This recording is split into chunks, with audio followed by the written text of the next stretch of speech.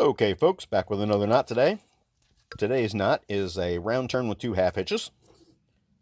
This is used as a more secure knot when you're ending off a line. It's a good alternative to a clove hitch. So to do this knot, we're going to take one complete round turn around our object. And then we're going to make 2 half hitches. 2.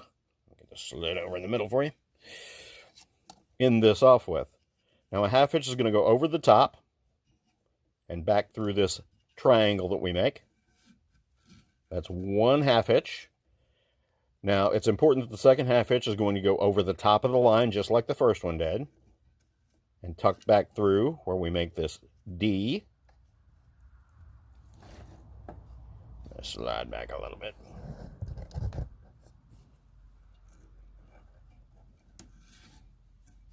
There you have a round turn with 2 half hitches.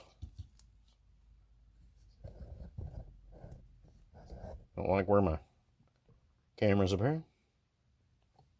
All right. Once again, slow.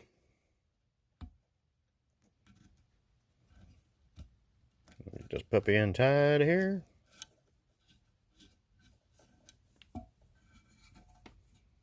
Round turn with 2 half hitches.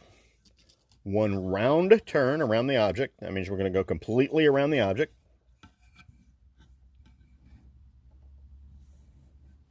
Then we're going to make 2 half hitches over the top through that area that we created. Next half hitch will also go over the top of the standing part and back through that area we created, that little hole. Then you're just going to pull it tight. Remember,